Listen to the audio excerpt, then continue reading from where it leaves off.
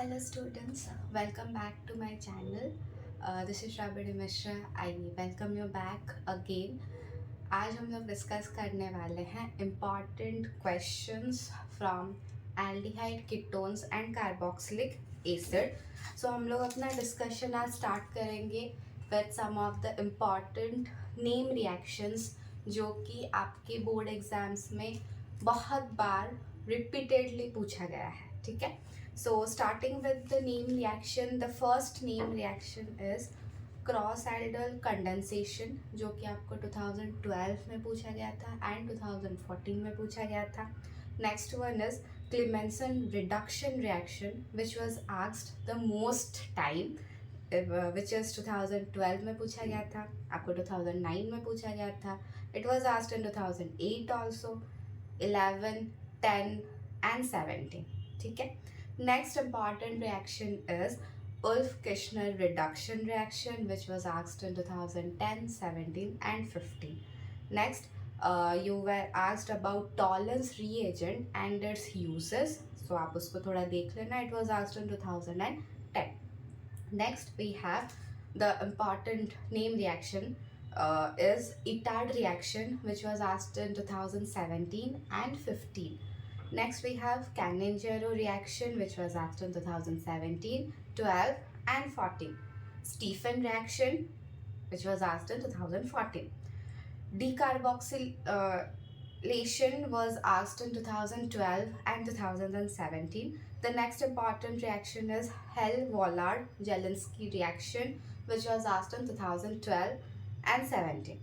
Again, apart from that, you asked mechanism of nucleophilic attack on carbonyl group of an aldehyde and ketone which was asked in 2017. So in this section मैंने बता दिया आपको कि कौन कौन से important name reaction है, because most of the time students used to ask कि इतना सारा नेम रिएक्शन है, इसमें से कौन सा नेम रिएक्शन हमें एम्फोसाइज करना है, किसको छोड़ना है. So these are some of the important name reaction जो कि CBSE is repeating every year, almost every alternate year और एवरी ईयर आप बता सकते हो. सो आप इस रिएक्शन को थोड़ा ध्यान से अगर आप लोग प्रिपेयर कर लोगे, so these from these reaction you are probably sure कि आपको इनमें से कोई रिएक्शन आपको पूछा जा सकता है. अगेन इस इन रिएक्शंस में से भी सबसे इम्पॉर्टेंट मैं बताऊंगी क्लेमेंसन रिएक्शन है, क्लेमेंसन रिडक्शन रिएक्शन है एंड कैनिज़रो रिएक्शन है, because these are asked most of the time में पूछा गया है. And another one is Ulf-Kishner reduction. These are the reaction, important name reaction from this chapter basically जो कि आपको बहुत बार पूछा गया है. ठीक है. सो आप जो मैंने लिस्ट ऑफ नेम रिएक्शंस बताया उसके साथ साथ आप इन रिएक्शंस को थोड़ा ज़्यादा फोकस में लेना है. ठीक है. Next moving some of the important conversion. ठीक है. जो कन्वर्जन होता है to convert from A to B. So conversion reactions कुछ देख लेते हैं important from this chapter. And the first conversion that were asked is ethanol to acetone. The conversion of ethanol to acetone. आपको ये वाला देखना है. ठीक है. Next we have is propanol to propane. Next benzoyl chloride to benzaldehyde. Next important conversion is ethanol to butane to ENAL. Next we have ethanol to 3-hydroxybutanol. इसको 2012 में पूछा गया था. बेंजाइल एल्डिहाइड टू बेंजोफेनॉन, इसको भी 2012 में पूछा गया था. Propene to propan to OL, it was asked in 2014. Ethyl chloride to ethanol 2014 में पूछा गया था. Benzoic acid to M nitrobenzyl alcohol 2012 में पूछा गया था. Benzoic acid to benzaldehyde, this was also question asked in 2012. Next acetylene to acetic acid 2013 में पूछा गया था. Toluene to M nitrobenzoic acid 2013 में पूछा गया था. नेक्स्ट इंपॉर्टेंट कन्वर्जन है ethyl cyanide to ethanoic acid, butane 1OL to butanoic acid.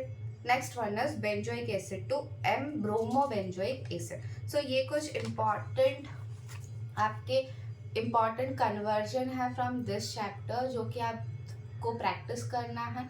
साथ ही साथ आई एडवाइज आप जो एनसीईआरटी बुक है उसमें से जो इंटेक्स्ट क्वेश्चन है, जो आपके एग्जाम्पल्स हैं, जो आपके एक्सरसाइज में क्वेश्चंस है, आप उसको भी प्रैक्टिस करो, बिकॉज एनसीईआरटी से बियॉन्ड आपके बोर्ड एग्जाम्स में क्वेश्चंस नहीं पूछे जाते and these are also the reaction which are mentioned in your NCERT books. ठीक है, तो आप एनसीईआरटी को बहुत अच्छे से प्रिपेयर करो, because for chemistry NCERT is the Bible and CBSE does not go beyond NCERT. So the main thing, अगर आपको स्कोर करना है high in chemistry, you have to learn line by line of the NCERT and as it is absorbed, and मैं अपने previous videos में भी बता चुकी हूँ कि एनसीईआरटी में जो आपके एग्जाम्पल्स हैं, मतलब इन कॉन्टेक्स्ट जो आपका टेक्स्ट है, जो चैप्टर्स के जो टेक्स्ट है उसमें भी आपके जो जो रिएक्शंस हैं आप उसको भी बहुत अच्छे से देख लो।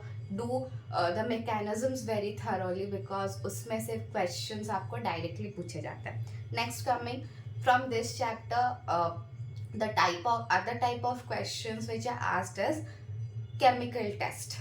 आपको दो substances या फिर दो organic compounds दिया रहेगा and you will be asked how you can distinguish between these two।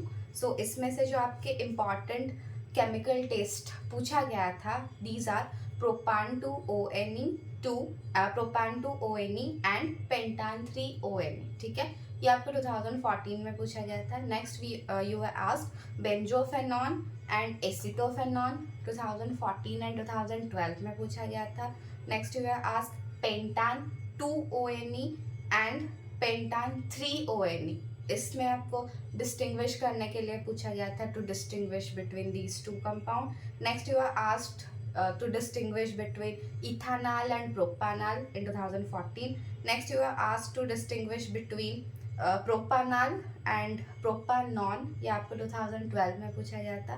Next you are asked to distinguish between phenol and benzoic acid, जो आपको 2012 में एंड 2010 में पूछा गया था। So these are some of the very important questions, क्योंकि these were only asked in 3 marks question as a 5 marks question, मतलब bit में 3 marks question and 5 marks question usually comes in bit। there will be 3 bit और 5 marks में आपके 5 bit हो गए। so उन bits में these were the question जो कि मैंने डिस्कस किया from the important name reaction हो गया या फिर कन्वर्जन हो गया या फिर केमिकल टेस्ट से पूछा गया था। Apart from that you are asked about the IUPAC name and the structures.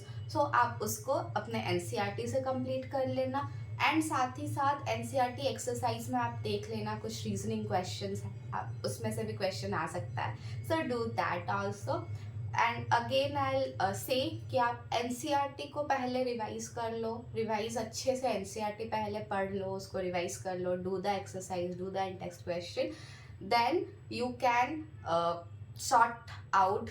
I gave you the list of important question, इस पे से आप सॉर्ट आउट कर सकते हो कि आपको कौन सा इम्पॉर्टेंट, मतलब आपको कौन सा पढ़ना है, आपको कौन सा छोड़ना है। ठीक है, so I am helping you out but you don't have to rely completely on this. ठीक है, so with this I end this video. हम लोग फिर से मिलेंगे विथ येट अनदर चैप्टर जिसमें हम लोग फिर से डिस्कस करेंगे some of the important questions from that chapter and साथ ही साथ जब ऑर्गेनिक का हम सारा चैप्टर्स का इंपॉर्टेंट क्वेश्चंस डिस्कस कर लेंगे, again I try to make a video जिसमें मैं सारे नेम रिएक्शंस बता दूंगी, इंपॉर्टेंट नेम रिएक्शंस कौन कौन से हैं एंड इंपॉर्टेंट मैकेनिज्म्स कौन कौन से हैं जो कि पूछे जा रहे हैं। ठीक है, so because these are some of the important kind of questions जो कि बार बार रिपीटेडली पूछे जाते हैं। ठीक है, so with this I take a leave, bye bye. आप बहुत अच्छे से पढ़ाई करो and all the best for your exams.